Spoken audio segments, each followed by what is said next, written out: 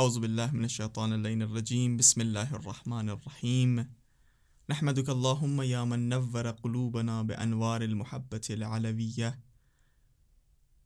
واکمل لنا دیننا بالولایت الحیدریہ واتم علینا نعمته بالہدایت المرتضویہ ونصلی ونسلم علی الخاتم لما سبق والفاتح لمن غلق والمؤلن الحق بالحق دافع جیشات الاباطیل ودامغ صولات الازالیل حبیبک وحبیبنا ابی القاسم محمد اللہم صل علی محمد وآل محمد وآلہ الطیبین الطاہرین المعصومین المنتجبین المنتخبین ولا سیما النور علی النور فی تخیاء الدیجور الامام المنصور والسراج المستور مہدی هذه الامة وخاتم الائمة امام زماننا الحجة ابن الحسن العسکری اللہم صل علی محمد وآل محمد ولعنۃ اللہ علی من لم یقر بولایتہم او عد نفسہ فی عدادہم او قاس غیرہم بہم ابد العابدین ودہر الداہرین اما بعد فقد قال رسول اللہ صلی اللہ علیہ وآلہ وسلم یا علی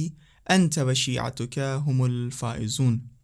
خیر مقدم پیش کرتے ہیں تمام طلاب، تمام اسٹوڈنٹس کی خدمت میں کہ جو معارف غدیر کلاسز میں شرکت فرما چکے ہیں۔ الحمدللہ یہ کلاسز جو مرکز فقہ و فقاہت کی جانب سے اور فجر میڈیا کی مدد سے برپا ہوئے تھے، بہت ہی بہترین انداز سے ماشاءاللہ آپ کی خدمت میں پیش ہوئے کہ آپ لوگ محظوظ ہوئے تھے، اور اس بات کے آپ لوگ بھی اقرار کر رہے ہوں گے کہ جو ٹاپکس آپ کے سامنے پیش کیے وہ واقعاً ضروری تھے، اور جس میں مولانا سکندر کاظم صاحب بھی آپ کے درمیان حاضر ہو کر اپنی مشغولیت کے باوجود بہرحال انہی نے بہت ہی اچھے کلاس اور بہت ہی اچھے انداز سے آپ کے سامنے بہت ہی اہم ٹاپکس کو پیش کیا۔ میں چاہتا ہوں کہ خود سکندر کاظم صاحب انشاءاللہ آپ کے سامنے حاضر ہوں اور جو کچھ بات کرنا ہے انشاءاللہ وہ خود روبرو ہو کر وہ بات پیش کریں۔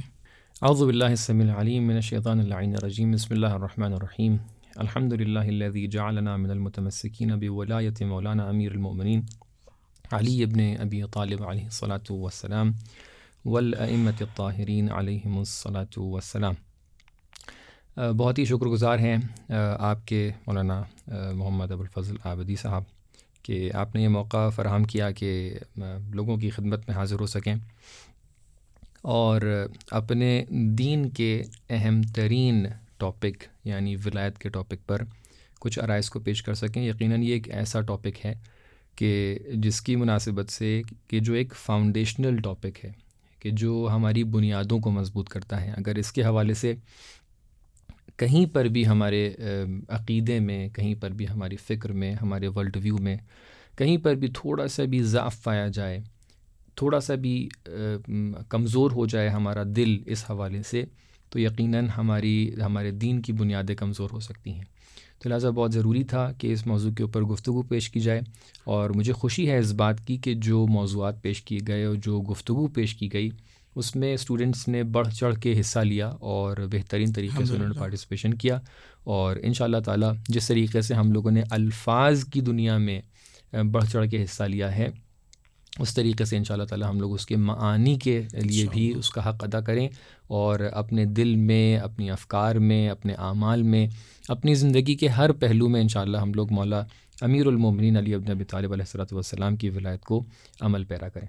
بہرحال بہت ہی اچھا نکتہ آپ نے اپنے مقدماتی گفتگو میں پیش کیا، اور یہ مجھے یہ لگتا ہے کہ شاید پہلے یا دوسرے درس میں یہ نکتہ اور یہ بات پیش کیا جا چکا ہے کہ جس میں شاید آج بعض لوگوں کے ذہن میں یہ سوال پیدا ہو کہ آخر امیر المومنین کی ولایت، امیر المومنین کی حکومت، امیر المومنین کی خلافت بلا فصل آج کے زمانے میں شاید ضروری نہ ہو، اور چونکہ امیر المومنین کی حکومت بہرحال 1400 سال پہلے یہ بات تھی، اور امیر المومنین کی ولایت کو اب چاہے ہم پہلے مانیں چاہے ہم چوتھے نمبر پہ مانیں، آج کے زمانے میں اس کی کیا ضرورت ہے، اس سے اختلاف شاید ہو جائے اور ابھی اتحاد کی ضروری ہے، اور اس ٹیپ سے بہرحال شبہ بہت ہی دلسوزی یعنی دلسوز بن کر پیش کیا جاتا ہے، اور آپ نے بہت ہی یعنی اچھے انداز سے پیش کیا کہ اگر ہم ولایت امیر المومنین علیہ السلام کو جس طریقے سے رسول اللہ نے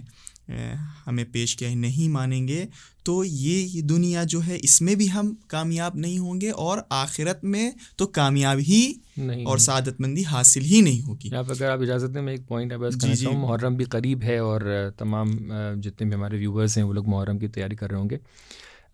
یقیناً محرم اور خود امام حسین علیہ السلام نے ایک اتنا اچھا تصور ہم لوگ کے سامنے پیش کیا ہے کہ جو ہمیں ایک درس دیتا ہے. یعنی جو لوگ آ کر غدیر کے اوپر سوال اٹھاتے ہیں کہ یہ موضوع پرانا ہو گیا یا بار بار اس کو کیوں نیا کر رہے ہیں, کربلا نے ہمیں درس دیا ہے کہ یہ جو سلسلہ ہے یہ کوئی ایک فرد کی بات نہیں چل رہی ہے, یہ سلسلہ ورسز سلسلہ ہے, یہ ایک آئیڈیالوجی ورسز آئیڈیالوجی ہے. ہمارے سامنے ایک غدیر میں مولا علی علیہ السلام کی آئیڈیالوجی ہے اور ان کے مد مقابل کوئی بھی آ جائے اس کی آئیڈیالوجی ہے.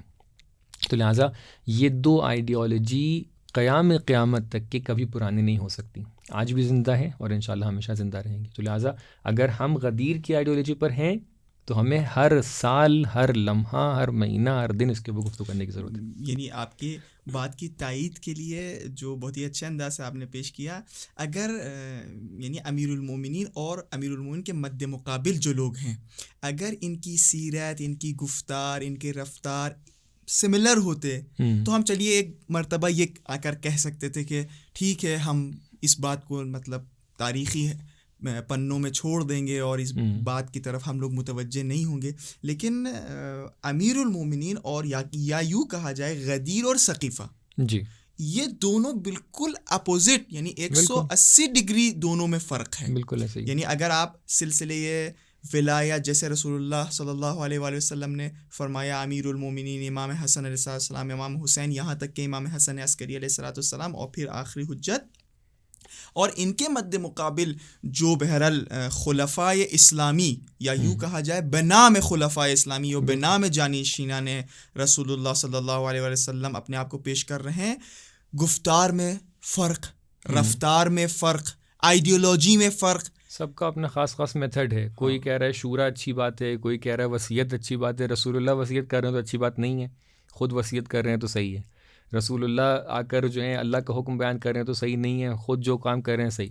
تو بہرحال یہ واقعاً تفصیلات سے ہم لوگوں نے اس بار گفتگو کی.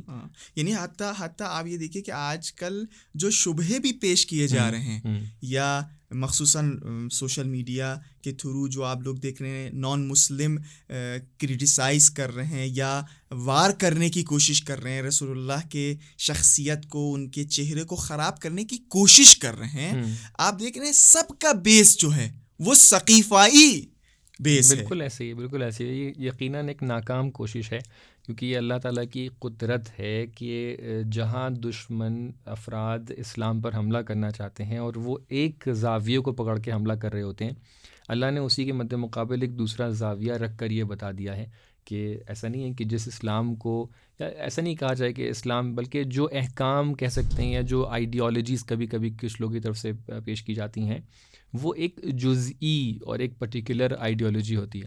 اب دیکھیں مثال کے طور پہ یہ کہ کچھ لوگ آپس میں جمع ہو جائیں اور آ کر اپنے لیے کوئی ایک لیڈر کو چن لیں, یہ اسلام کا نظریہ نہیں ہے, یہ قرآن کا نظریہ نہیں ہے. قرآن تو کہتا ہے کہ امامت کے لیے اللہ تعالیٰ چنتا ہے کہ وَجَعَلْنَاهُمْ أَئِمَّةً, جب انبیاء کو بھی امام بنانے کی بات آ رہی ہے تو اللہ تعالیٰ کہہ رہا ہے کہ ہم ان کو امام بناتے ہیں. تو اب اگر مسلمانوں کے درمیان کچھ لوگ آ کے اپنے لیے خلیفہ چن لیں تو اس میں پرابلم کہاں پر پیش آتی ہے کہ یہ سلسلہ بہت پیچھے تک کے جا رہا ہے نا, کہ جب آپ نے پہلے ایک پریسیڈنٹ بنا دیا کہ کچھ لوگ جمع ہوئے, ایک خلیفہ چن لیا, یعنی ایک فرد کو چن لیا. ہمیں نہیں, اس سے مطلب نہیں ہے اس ٹائم کے اوپر, نہیں ہم کوئی کنٹروورسی پیش نہیں کرنا چاہ رہے ہیں کہ آپ نے اچھا چنا برا چنا, ہم کہنا چاہ رہے ہیں چلیں آپ نے اچھا چنا آپ کی نظر میں, لیکن جو آپ نے یہ میتھڈ بنا دیا نا, پریسیڈنٹ بنا دیا نا, اس کا نتیجہ کہاں پہ جا کے ہوا کہ پھر ہر زمانے میں کچھ لوگوں نے جمع ہو کے اپنے لیے ایک لیڈر بنا لیا. اور یہ بات کہاں تک کہ پہنچی, کیونکہ ہر ایک آدمی اپنے ساتھ اپنے آس پاس میں کچھ افراد رکھتا ہے, اور یہ باتیں پہنچی ان لوگوں تک کہ جو جابر و ظالم و اس طریقے کے ٹائرنٹ لوگ ہوا کرتے تھے, پھر دھیرے دھیرے یزید تک کی بات پہنچی, یزید کے بعد دوسرے ظالموں تک کی بات پہنچی, اور یہی ظالموں کا سلسلہ, کیونکہ ہر دور میں کچھ مسلمانوں نے مل کے ایک بنا دیا کسی کو حاکم اپنا, یہ سلسلہ کہاں تک کہ پہنچا کہ دوسرے جو ممالک میں گئے مسلمان بن کے مسلمانوں کے نام پر, وہ لوگ ظالم لوگ پہنچے, کہ جس کا نتیجہ ہم لوگ آج ہندوستان میں اور دوسری جگہوں کے اوپر دیکھ رہے ہیں. کاش اس سلسلے کو اسی جگہ پہ روکا جاتا, احسنتم. کہ بھئی لوگ کا اختیار نہیں ہے یہاں پر، اللہ بناتا ہے. تو کبھی بھی یہ سب باتیں یعنی ابھی شاید جیسے آپ نے کہا کہ سب لوگ محرم کی تیاری کر رہے ہیں، جی یعنی یہی محرم میں شاید ہمیں یہ دو میتھڈ یا دو آئیڈیولوجی جی مد مقابل آ کے کھڑے ہوئے. ایک گروہ جس کا دعویٰ یہ ہے کہ ہم مسلمان ہیں، ہمارے مد مقابل کافر ہے، لیکن وہ جتنے بھی کام اس نے کربلا میں کیے وہ کہیں سے سنت رسول اور سیرت رسول سے ثابت نہیں ہے. بالکل بالکل. یعنی آپ یہ سوچئے کہ عمر سعد بہت ہی یعنی بغیر خوف کے یا بغیر کسی ڈر کے میں ینتدب جب آواز دے رہا ہے کہ کون ہے تم میں سے کہ جو لاشیں شہداء پر یا یوں کہا جائے امام حسین علیہ السلام کے لاشیں پر نال بندی کر کے اپنے یعنی گھوڑوں کو دوڑوائے، تو اس کو کوئی خوف نہیں ہے، ڈر نہیں ہے کہ کوئی پلٹ کے یہ کہے کہ یہ سنت رسول نہیں ہے، یہ سیرت رسول نہیں ہے. یعنی اتنا چینج کر دیا سنت اور سیرت رسول کو. اور آپ پھر امیر المومنین اور اولاد امیر المومنین علیہ الصلوۃ والسلام کو دیکھیے کہ امام حسین علیہ السلام آخری وقت تک کے کوشش کر رہے ہیں کہ ہدایت مل جائے. یعنی ایک سیرت وہ ہے کہ جہاں پر اپنے دشمن پر بھی ترحم کی بات آتی ہے. حضرت حور کا واقعہ. اور ایک طرف یہ کہ اپنا آپ دیکھیں نا جو دشمن امام حسین ہیں ان کے لشکر میں آپسی جنگ کتنی ہے، آپسی جھگڑا کتنا ہے. تو ایک یہ سیرت ہے کہ جو اللہ کا چنا ہوا جب فرد ہوتا ہے اور اس کا سلسلہ آگے بڑھتا ہے تو اس کی بات ہی الگ ہوتی ہے. اور جب لوگ چن کے کسی کو اپنا بنا لیں، اپنا یزید کو انہوں نے لیڈر بنا لیا، فلاں کر لیا، تو ایسی صورت میں ہم لوگ دیکھتے ہیں ان کے آپسی جھگڑے بھی ہوتے ہیں، وہ اسلام کا چہرہ بھی جو ہے ایک طریقے سے خدشہ دار کرتے ہیں، اور تمام تر پرابلمز اس کے بعد والی آتی ہیں. یعنی یہ جو غدیر اور غدیر معارف غدیر کلاسز، یہ سب جو اتنی یعنی تاکید کرتے ہیں علماء، وہ اسی لیے تاکہ ہمیں ایک سیرت ملے. بالکل ایسا ہی، ایک صحیح یوں کہا جائے لائف اسٹائل ملے، تھنکنگ ملے، آئیڈیالوجیز ملیں. اب اگر ہم ثقیفہ سے آئیڈیالوجیز لیں گے تو وہی ہوگا کہ جو آج بعض وقت نان مسلم کرٹیسائز کر رہے ہیں. یعنی شاید ہمیں یہاں یہ بات کہنا ضروری ہے یا نہیں یہ مجھے نہیں پتا، لیکن آپ دیکھیں کہ ہمارے ملک میں 3 طلاقے کے اوپر جی بہت زیادہ ایک زمانہ تھا، ڈیبیٹس ہوتی رہیں، یعنی لوگ اس کے اوپر کرٹیسائز. عورتیں باوجود ہے کہ اگر آپ شیعت اور اہل بیت علیہ السلام کے پوائنٹ آف ویو سے دیکھیے گا تو یہ تو پہلے ہی کہہ دیا گیا ہے کہ یہ غلط ہے جس طریقے سے وہ کہہ رہے ہیں. ہم لوگ کا تھا جو فقہی مسائل ہیں وہ تو جزئی ہیں، وہ تو ثابت شدہ ہیں کہ مثلا جو طریقہ اہل بیت نے بتایا ہے وہ ڈائریکٹلی رسول اللہ سے جو باتیں تھیں ان کو پیش کرتے ہیں. میں اس سے بڑھ کر ایک بات عرض کرنا چاہوں گا کہ آپ دیکھیں کہ جو ایک عرصے سے یہی ثقیفہ کے اسٹیبلشمنٹ نے یہ ادعا کیا، دعویٰ کیا کہ ہم لوگ کے لیے قرآن کافی ہے.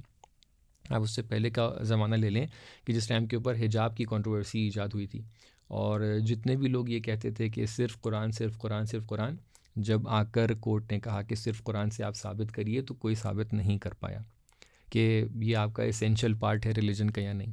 ہم لوگوں نے روزہ اول سے کہا تھا کہ رسول اللہ نے یہ نہیں کہا ہے کہ صرف قرآن سے آپ لے سکتے ہیں، جب تک کہ قرآن کے ساتھ حقیقی مفسر نہیں آئیں گے. خود قرآن نے بھی کہا ہے کہ ہم کافی نہیں ہیں، بلکہ خود قرآن آواز دے رہا ہے کہ اے رسول آپ کو تفسیر کرنا ہے، آپ کو تبیین کرنا ہے. وَأَنزَلْنَا إِلَيْكَ الذِّكْرَ لِتُبَيِّنَ لِلنَّاسِ سورہ انبیاء میں جو بیان ہوا ہے. تو بہرحال یہ بات واضح ہے کہ پیغمبر نے اصرار کیا، حدیث ثقلین کو بار بار ارشاد فرمایا، اہل بیت علیہ السلام کے اوپر 6 مہینے تک کے سلام ان کے دروازے پر کیا تاکہ لوگوں کو پہچانوائیں کہ دیکھو قرآن اگر بغیر مفسر کے لوگے، بغیر اس کی تعویل و تفسیر کے لوگے تو تم لوگ جا کر گمراہ ہو جاؤ گے. اور یہی ہوا کہ آپ فائنلی آ کر جب غیر مسلمان تک کے اپنی بات کو پہنچانا چاہ رہے تھے اور آپ نے وہ ایک غیر واقعی غیر حقیقی سلوگن دکھایا کہ نہیں صرف قرآن صرف قرآن صرف قرآن، تو آپ آ کر پھنس گئے. آپ ثابت نہیں کر پائے، سامنے والے نے مس یوز کر لیا. لیکن اگر آپ نے یہ کہا ہوتا کہ نہیں قرآن کے ساتھ ساتھ ہمیں اہل بیت علیہ السلام کی تعلیمات کو ملا کر ہمیں حقیقی اسلام سمجھ میں آئے گا، تو الحمدللہ ہم لوگوں نے ہمیشہ اس طریقے سے ثابت بھی کیا ہے باتوں کو، اور یقیناً اس کے اوپر کوئی اعتراض نہیں. اور مجھے یہ لگتا ہے کہ یہ ایک پروپیگنڈا تھا اور ایک باقاعدہ سسٹمیٹک وے پہ باقاعدہ اسلام کو تحریف کرنے کی کوشش. بالکل بالکل. اس لیے کہ جو شخص یہ کہہ رہا ہے کہ حسبنا یعنی کتاب خدا ہمارے لیے کافی ہے، حسبنا کتاب اللہ، اس کو خود یہ نہیں پتا ہے کہ کتاب خدا بڑھ کے یہ آواز دے رہا ہے کہ نہیں رسول اللہ کی سیرت بھی ضروری ہے، رسول اللہ کی سنت بھی ضروری ہے. لیکن آپ دیکھیے کہ طول تاریخ میں غدیر میں جو رسول اللہ نے جن ائمہ کو پہچانا تھا، جن جانشینوں کو پہچانوایا تھا، ان کی مخالفت کی جا رہی ہے. اگر یعنی تاریخی اعتبار سے کوئی مسلمان یہ آ کر ثابت کر لے کہ ان سے بڑھ کر کوئی زاہد اس زمانے میں موجود تھا، ان سے بڑھ کر کوئی عالم موجود تھا، ان سے بڑھ کر کوئی متقی موجود تھا، سب کچھ ہونے کے باوجود، یعنی تمام صفات، تمام کمالات ہونے کے باوجود پھر بھی آپ دیکھ رہے ہیں کہ بائیکاٹ کیا جا رہا ہے، جیل بھیجا جا رہا ہے، شہادت نصیب ہو رہی ہے ان سب کو. کیوں؟ اس لیے کہ تاکہ یہ مفسر قرآن سے دور کر دیا جائے اور جو دل چاہے.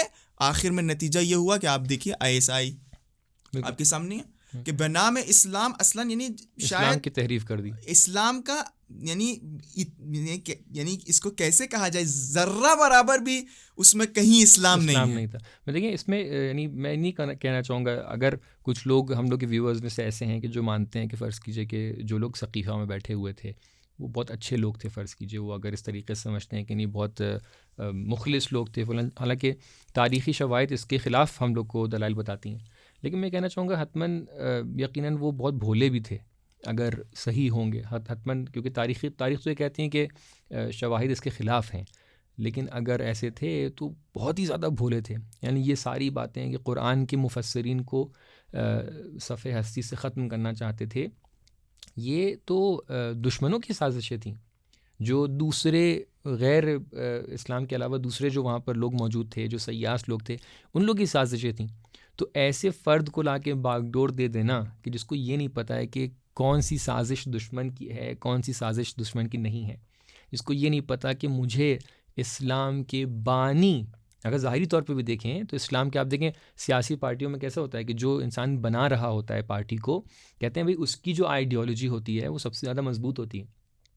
آپ دیکھیں جب آپ کو یہ نہیں پتہ ہے کہ رسول اللہ کے جو بظاہر آپ دنیا والوں کے لیے وہ بانی ہیں اسلام کے، ہم تو یقیناً مانتے ہیں کہ اللہ تعالیٰ کی طرف سے منتخب ہیں، لیکن دنیا والوں کے لیے بانی اسلام ہے. جب آپ کو یہ نہیں پتہ ہے کہ آپ کچھ ہی عرصے بعد بانی اسلام کی مخالفت کرتے ہوئے یہ بولیں کہ رسول اللہ نے یہ بولا تھا اور میں یہ کہہ رہا ہوں، رسول اللہ کی صاف صاف ان کی باتوں کا انکار کر دیں. جب آپ کو یہ نہیں پتہ ہو کہ آپ کو اپنے اوپر کنٹرول نہیں ہے کہ لوگ ہمیں آ کے ہدایت ہماری کر دیں، جب آپ کو قرآن کا علم نہیں ہے کہ لوگ ہمیں آ کے بتا دیں عقیلونی. تو آپ دیکھیں ایسی سچویشن میں یعنی جب ہم لوگ کو یعنی اتنا نہیں پتہ ہے کہ کس کے ہاتھ میں، کس کے اختیار میں جا کے جو ہے اسلام کی باغ ڈور کو دے دینا ہے، تو پھر نتیجہ پھر اسی طریقے کا آئے گا جیسے آ چکا ہے. لیکن واقعاً اگر ہم لوگوں نے وہ سلسلہ اپنایا ہوتا ہے کہ جو اللہ تعالیٰ نے چنا ہے، یعنی واقعاً یہ سوچنے کا مقام ہے. یہاں پہ کوئی ایسی بات نہیں ہے کہ ہم کوئی ٹونٹ کرنا چاہ رہے ہوں یا کسی کو ہم کچھ برا بھلا کہنا چاہ رہے ہوں. اپنی خاطر ہم لوگ کو فائنلی کہاں پہنچنا ہے؟ ہم لوگ کو اس دنیا میں تھوڑی نہ رہنا ہے ہمیشہ کے لیے. 60 70 سال 80 سال آپ کو جنت تک کے پہنچنا ہے، آپ کو اللہ کے رضوان تک کے پہنچنا ہے. اپنی خاطر خدا را سوچیں. نہیں یعنی اور بہت ہی مزے کی بات یہ ہے کہ جب ان سے یہ پوچھا جاتا ہے کہ بھائی رسول اللہ کا جنازہ زمین پر تھا اور آپ کہاں تھے، تو کہہ رہے ہیں نہیں، اسلام اور اسلام کا باغ دوڑ یعنی اتنی اہمیت رکھتا تھا، اتنا اہمیت رکھتا تھا کہ ہمیں وہاں کسی کو چننا ضروری ہے. ہم اس سے بڑھ کر کوئی اہم کام میں مشغول تھے یا مبتلا تھے. تو سوال یہ کہ آپ کو اہمیت سمجھ میں آ رہی ہے، رسول اللہ کو نہیں آ رہی. اور رسول اللہ جو کہہ رہے ہیں کہ ہم خاتم الانبیاء ہیں، خاتم الانبیاء، ہمارے بعد کوئی نبی نہیں آئیں گے، یا قرآن ان کے بارے میں یہ فرما رہا ہے کہ عزیز ہیں، حریص ہیں، یعنی لوگوں کی ہدایت کے لیے فکر مند ہیں. بالکل. اور وہ یہ نہیں سوچیں گے کہ میرے بعد کیا ہوگا. باخع نفسک، یعنی ایسا فرد صلی اللہ علیہ وآلہ وسلم، ایسا فرد کہ جو واقعا لوگوں کی ہدایت کے لیے اتنا حریص ہے کہ بھئی اپنی جان گوائے دے رہا ہے. اللہ کہہ رہا ہے بس کرو اے پیغمبر، آپ اپنی کیا جان ہاتھ سے دے دیں. سواء علیہم انذرتم ام لم تنذرہم لا یؤمنون. ایسا فرد، یعنی یہ کیا یہ رسول اللہ کی توہین نہیں ہے؟ یعنی اب اتنی محبت رسول اللہ، اتنی محبت رسول اللہ، لیکن یہاں پہ آ کے ہم لوگ کو توہین محسوس نہیں ہوتی ہے کہ ہم کہیں کہ ان کو اتنا سمجھ میں نہیں آیا تھا معاذ اللہ کہ وہ اپنے بعد سلسلے ہدایت کو ایک دم اس کے لیے سوچے بغیر چلے جائیں گے کہ آپ کو جو کرنا ہے کر لیجیے. آپ لوگوں کو جو امتی ابھی تازہ خود مسلمان ہوئے ہیں، وہ بہرحال اس زمانے کے جاہلیت عرب سے رسول اللہ کی وجہ سے ایک یعنی مسلمان بنے، دائرہ اسلام میں آئے، تہذیب ان کو رسول اللہ نے سکھایا. اب وہ فکر مند ہیں اور رسول اللہ معاذ اللہ وہ ایسے ہی چھوڑ کے چلے گئے. تو بہرحال یہ بھی ایک یعنی ایک سوچنے کی بات ہے کہ ہم کس کی توہین کر رہے ہیں. ہمیں لگتا ہے ڈیپ ڈاؤن ہم لوگ جب اپنے ذہن، اپنے دل کی طرف رجوع کر کے دیکھیں تو یعنی میں اپنی طرف جب پلٹ کر دیکھتا ہوں تو مجھے یہ بہت ہنسی والی بات لگتی ہے، اور مجھے واقعی یقین نہیں ہوتا ہے. ایک چھوٹی سی دکان والا بھی، چھوٹی سی گمٹی والا بھی جو اپنی دکان بناتا ہے، تو وہ جہاں پر بھی محسوس کرے کہ نہیں مجھے دوسرے کام میں بزی ہونا ہے یا میں بڑھاپا آ گیا تو فوراً اپنی بات کے لیے انتظام کرتا ہے.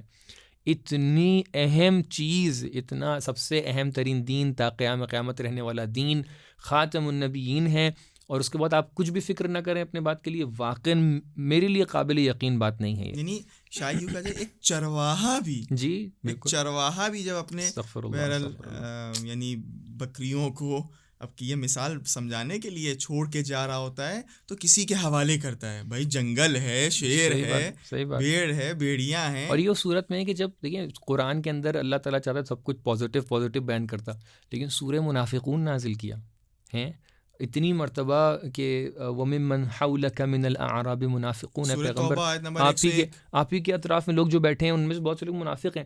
کتنا قرآن آپ کو کہہ رہا ہے کہ منافق ہے. منافق کون ہے بھائی؟ منافق اتنا ہی اچھا ہوتا تو اس کو منافق کیوں کہتے؟ وہ تو وہی ہے کہ جو خالی اسلام کا لبادہ اوڑھ کر بیٹھ گیا ہے. جب ایسے افراد موجود ہیں تو انسان زیادہ فکر مند ہوتا ہے. اور اتفاق سے انہی لوگوں کو صحابی کہہ رہے ہیں، اور انہی لوگوں کو کہہ رہے ہیں کہ نہیں جو یہ کہہ دیں وہ صحیح ہے. مطلب یعنی عجیب سسٹم لگ رہا ہے. واقعی تعجب والی بات ہے کہ کیسے کوئی انسان اس بات کہہ سکتا ہے. مجھے لگتا ہے کہ اگر 1 منٹ کے لیے ہم لوگ رک کر یہیں پر ایک ٹیک اے مومنٹ اس کو سوچئے کہ کیسے ہو سکتا ہے کہ جب اللہ تعالیٰ بار بار یہ کہہ رہا ہے کہ آپ کے اطراف میں منافق بیٹھے ہوئے ہیں، سورہ منافقون آپ کے لیے نازل کر دیا ہے، ان سے آپ کو بہت زیادہ پریکاشس رہنے کی ضرورت ہے، اب کیا پھر بھی رسول اللہ نہیں سوچیں گے؟ چلیں نارمل سچویشن آپ کہتے ہیں نہیں سوچ رہے تھے، لیکن اب تو خطرہ ہے، اب تو سوچنا چاہیے.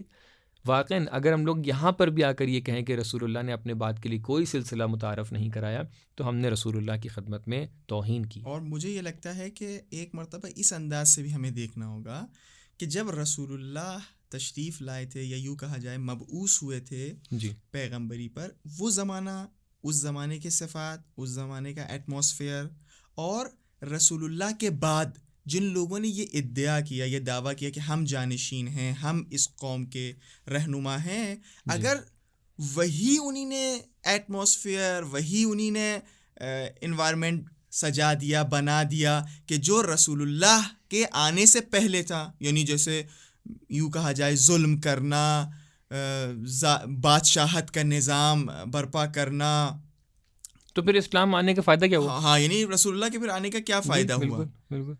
اور آپ دیکھ رہے ہیں کہ تقریباً جو ثقیفہ سے جو سلسلہ آگے بڑھا ہے وہ آخر میں آ کر بادشاہت میں ختم ہوا ہے. بالکل ایسے ہی، یعنی بعد والے جو لوگ آئے ہیں وہ تو پورے حاکم جور تھے ایک طریقے سے، انہوں نے باقاعدہ ظلم کیے، باقاعدہ لوگوں کو قتل عام کرائے. بہت دور نہیں جاتے ہیں، 1 ہی 2 کے بعد، کیونکہ بہت واضح طور پہ دلائل موجود ہیں. اس لیے مثلا واقع ہرہ ہے، آپ واقع ہرہ کو دیکھ لیجئے، مدینہ کے اندر اس طریقے سے پورے مدینہ کو تاراج کرنا، اتنا ہم لوگ احترام رکھتے ہیں مدینہ کا، پیغمبر اکرم صلی اللہ علیہ وسلم، رسول اللہ صلی اللہ علیہ وسلم، اور 3 دن تک کے حلال سمجھنا، اللہ بہت سی باتیں ہم لوگ بول نہیں سکتے ہیں یہاں پر، واقعا افسوس کا مقام کہ اس کے نتائج یہ رہے کہ کئی دہائیوں تک کے بعد میں زنا زادے پیدا ہوا. بہرحال اس سے میں واضح نہیں بول سکتا ہوں. تو بہرحال یہ سب تو واقعات سامنے، یہ ساری باتیں ہمیں یہ بتاتی ہیں کہ یہ 2 آئیڈیالوجیز تھیں، اور اگر ہم لوگ غدیر پر بات نہیں کریں گے تو ہم لوگ ان آئیڈیالوجیز کے درمیان گم ہو جائیں گے. میں یہیں پر اپنے جو یوتھ ہیں، جوان لوگ ہیں، ان تک یہ بات، یہ میسج پہنچانا چاہتا ہوں کہ دیکھیے، آپ یہ مت سوچئے کہ یہ ہر طرف کچھ نہ کچھ اچھائیاں ہیں اور ہر انسان تھوڑا تھوڑا اچھائی لے کر بیٹھا ہوا ہے، کیا ضرورت ہے کسی کو برا کہا جائے، کسی کو اچھا کہا جائے، چلو سب سے تھوڑا تھوڑا لے لیتے ہیں. ایسا بالکل نہیں ہے. اگر کوئی انسان، ایک مثال میں پیش کر رہا ہوں، میں نے شاید درس میں بھی مثال پیش کی تھی، اگر ایک انسان جا کر فرض کیجئے 10,000 روپے چرا رہا ہے اور اس میں سے وہ 1,000 روپے چیریٹی دے رہا ہے، تو آپ اس 1,000 روپے چیریٹی کو اچھا کام کنسیڈر نہیں کر سکتے ہیں، کیونکہ اس نے 10,000 روپے غصب کیے ہیں، چوری کی ہے، غبن کیا ہے. اگر کوئی انسان فرض کیجئے کہ پاور کو جا کے غصب کر رہا ہے، اب اس سے واضح الفاظ میں نہیں بولا جا سکتا ہے، پھر آ کر اگر وہ کوئی اچھا کام ظاہری طور پہ کیے بھی دے رہا ہے، حالانکہ نہیں موجود ہے، اگر کیے بھی دے رہا ہے، آپ کہہ رہے ہیں چلیں آپ کی تاریخ کی بنا پر وہ اچھا کام کر رہا تھا، تو آپ یہ نہیں کہہ سکتے کہ یہ اچھا کام کنسیڈر کیا جائے گا، اس سب کی اچھائیوں کو مان کر بیٹھیے، کیونکہ واقعاً آپ نے غصبی چیز سے اچھا کام کیا ہے. خود رسول اللہ نے خطبہ غدیر میں یہ پیشن گوئی کری ہے جی کہ میرے بعد کچھ لوگ آئیں گے کہ جو دعویٰ کریں گے کہ ہم جانشین رسول ہیں، ہم جانشینان رسول ہیں، اور 2 صفتیں بیان کی ہیں کہ یہ قصب کریں گے. یعنی کیا؟ یعنی رسول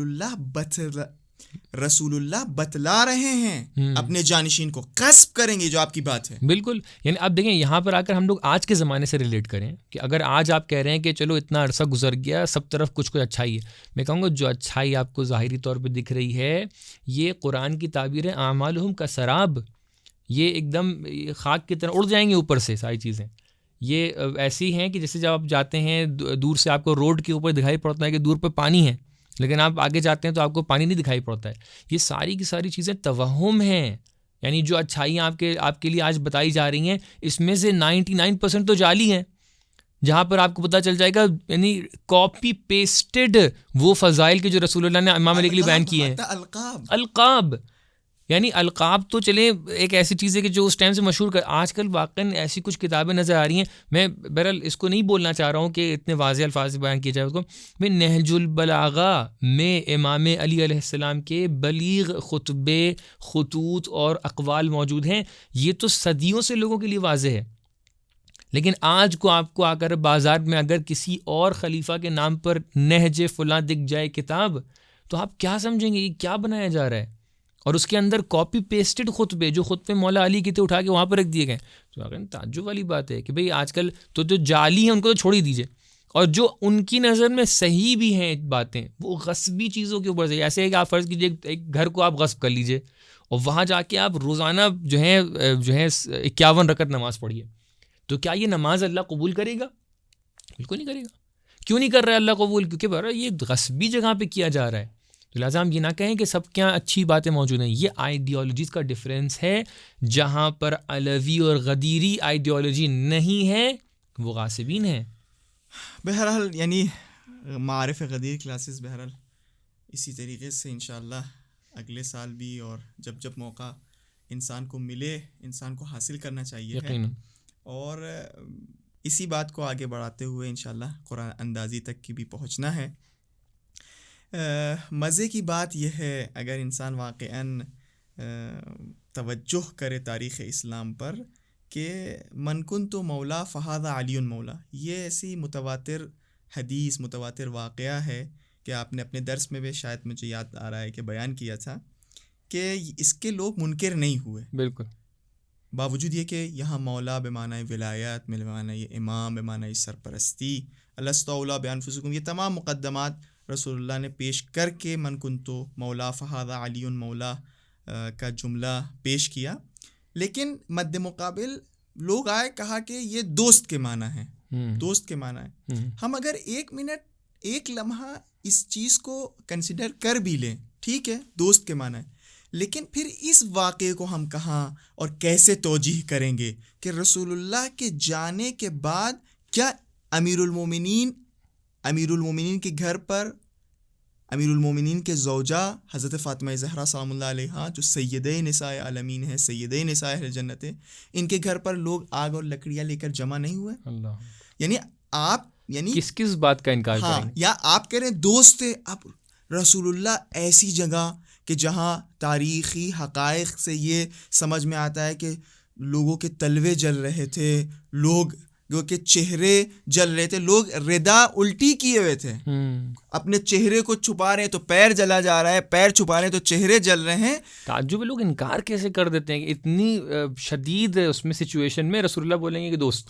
اب اگر مان لیے دوست، پھر اس واقعے کو کیا کریں گے؟ بالکل. اگر رسول اللہ نے ایسے حالات میں یہ کہا کہ یہ میرے دوست ہیں، تم بھی ان کو دوست رکھو، تم بھی ان کو چاہو، پھر کیوں آخر امیر المومنین اور امیر المومنین کے گھر پر لوگوں نے حملہ کیا؟ یعنی کچھ لوگ ایسے کہتے ہیں کہ اگر وہ لوگ کہتے ہیں کہ مخالف لوگ کے دوستی کا اعلان تھا تو کم سے کم آپ دوستی کی حق کو پورا کر دیتے، نبھاتے.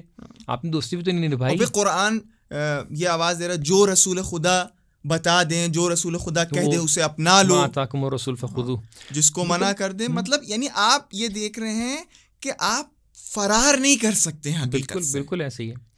واقعاً یہ حقیقت ہے، اور اسی لیے ہم لوگ بار بار غدیر کے موضوع کو اس کو پیش کرنا چاہتے ہیں کہ آج کا مسلمان، آج کا جوان، آج کا شیعہ جوان اس مسئلے سے ریلیٹ کرے کہ ہم لوگ کس طرف ہیں، اس کو ڈیفائن کرے اور اس طرف سے اپنی آئیڈیالوجی کو بنائیں، کیونکہ کل کو جب امام زمانہ عجل اللہ تعالیٰ فرجہ شریف تشریف لائیں گے تو آپ غدیری آئیڈیالوجی پر آئیں گے. آپ یہ نہیں کہیں گے آ کر کہ ہاں سب تھوڑے تھوڑے اچھے ہیں، نہیں، ایسا بالکل نہیں ہوگا. اور انشاءاللہ ہم لوگ کے اندر اتنی صلاحیت آ جائے کہ ہم لوگ معارف غدیر کو اتنا سمجھ پائیں، ہم لوگ امام علی علیہ السلام کے راستوں کو اتنا سمجھ پائیں کہ کل کو جب آئیں تو ہم لوگ بھی اپنے وقت کے امام کے بوزر و سلمان بن سکیں انشاءاللہ. بہرحال آخری بات بس کہنا ضروری ہے کہ خطبہ غدیر میں شاید یہ درس پیش نہیں ہوا کہ خطبہ غدیر میں باقاعدہ رسول اللہ نے مہدویت کا تذکرہ کیا ہے. یعنی جو آپ بات فرما رہے ہیں، یعنی باقاعدہ 4 اہم نکات ہیں کہ جو رسول اللہ نے اپنے خطبے میں پیش کیا. ایک توحید ہے، منصب امامت، عظمت مقام امامت، افضلیت امیر المومنین اور حضرت حجت کا تذکرہ. اس لیے کہ وہی جو آپ کی بات ہے کہ حضرت حجت سلام اللہ علیہ یہی امیر المؤمنین اور اولاد امیر المؤمنین کے وارث ہیں. وہی سیرت پیش کریں گے کہ جو امیر المؤمنین جو رسول اللہ صلی اللہ علیہ وسلم کی ہوگی. بہرحال انشاءاللہ یہ گفتگو بھی آپ لوگوں کے لیے مفید ثابت ہوئی ہو. کبھی کبھی آپ لوگ ملتے ہیں اس شدت سے اور اس لگن سے، چینل یوٹیوب کھول کے سنتے، تو ہم لوگ بھی موقع کا فائدہ اٹھاتے ہوئے یہ سوچا کہ کچھ باتیں آپ کے سامنے پیش کریں. چلیے ایک قرآن اندازی میں ایک قرآن نکالتے ہیں اور دیکھتے ہیں انشاءاللہ یہ ہدیہ اور یہ قرآن کس کے نام ہیں. بسم اللہ الرحمن الرحیم.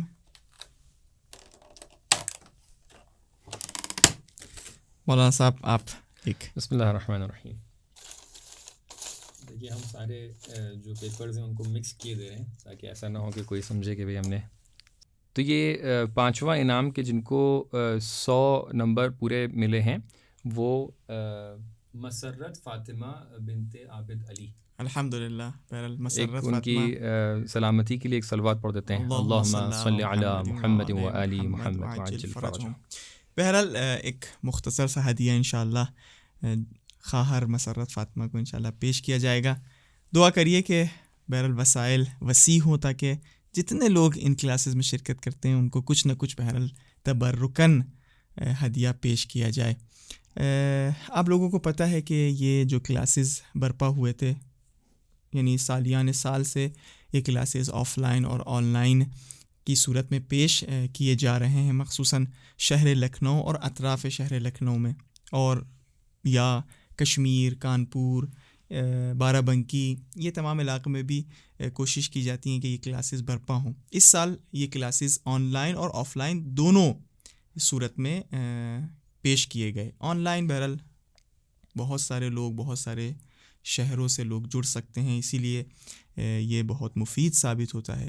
اس سال مرکز فقہ و فقاہت اور فجر میڈیا کے مدد سے، کہ جو واقعاً فجر میڈیا کے جو اس وقت یوٹیوب چینل میں ایک کہا جائے اچھے چینلوں میں شمار ہوتا ہے اور بہت محنت، بہت اچھے مطالب پیش کرنے کی کوشش کر رہا ہے، جس کے سربراہ مولانا سکندر کاظم صاحب کے جو لکھنؤ کی سرزمین سے تعلق رکھتے ہیں، آپ کے سامنے اور ڈیٹیل میں انشاءاللہ فجر میڈیا کے بارے میں کچھ باتیں پیش کریں گے. بسم اللہ. یقیناً دیکھیے جو گفتگو ہم لوگ کی چل رہی تھی، اسی کے ضمن میں اسی کو آگے کنٹینیو کرتے ہوئے اس بات کو پیش کرتے ہیں کہ جو یہ فجر میڈیا ہے، ہم اس کو ایک ادارے کے طور پہ نہیں، ایک آرگنائزیشن کے طور پہ نہیں، بلکہ ایک مشن کے طور پہ دیکھتے ہیں. امام صادق علیہ الصلوۃ والسلام ارشاد فرماتے ہیں کہ بادروا اولادکم بالحدیث قبل ان یسبقکم الیہم المرجئہ، کہ امام فرماتے ہیں کہ اپنے بچوں کو حدیث تک پہنچانے میں جلدی کریے، اس سے پہلے کہ مرجئہ جیسے گمراہ گروہ ان کو گمراہ کر لے جائیں. ہم اکثر اس بات پہ یہ اصرار کرتے ہیں کہ مرجئہ کی تعبیر جو امام استعمال کر رہے ہیں، ہم یقیناً اس بات کے قائل ہیں کہ کلام الامام امام الکلام، کہ جب امام کسی بات کو فرماتے ہیں تو اس میں ذو جہات بات ہوتی ہے اس عنوان سے کہ اس کے اندر بہت ساری حکمتیں چھپی ہوتی ہیں. تو امام جب یہ کہہ رہے ہیں کہ حدیث کی طرف لے کر آؤ، حدیث کا مطلب کیا ہے؟ معارف اہل بیت علیہ السلام. معارف اہل بیت علیہ السلام میں سب سے محکم اور اہم ترین چیز کیا ہے؟ عقیدہ، کہ جو اہل بیت ہمیں سکھاتے ہیں. لیکن امام جس سے مقایسہ کر رہے ہیں وہ مرجئہ کا گروہ ہے. ہمیں لگتا ہے کہ ویورز کے لیے قابل استفادہ بات رہے گی کہ مرجئہ ایک ایسا گروہ ہے کہ جس کا تعلق تھیولوجی سے ہے، یعنی عقیدے سے ہے، گمراہ عقیدے سے ہے. لیکن اس میں انٹرسٹنگ بات یہ ہے کہ مرجئہ کے گروہ میں اس کے نام میں اتنی وسعت پائی جاتی ہے اس وقت کہ جس کے اندر بہت ساری آئیڈیالوجیز اس کے اندر چھپی ہوئی ہیں. اس کی کچھ شاخ جا کر معتزلہ سے ملتی ہیں، کچھ شاخ جا کر جو ہیں عشاعرہ سے ملتی ہیں، کچھ شاخ ادھر کچھ ادھر.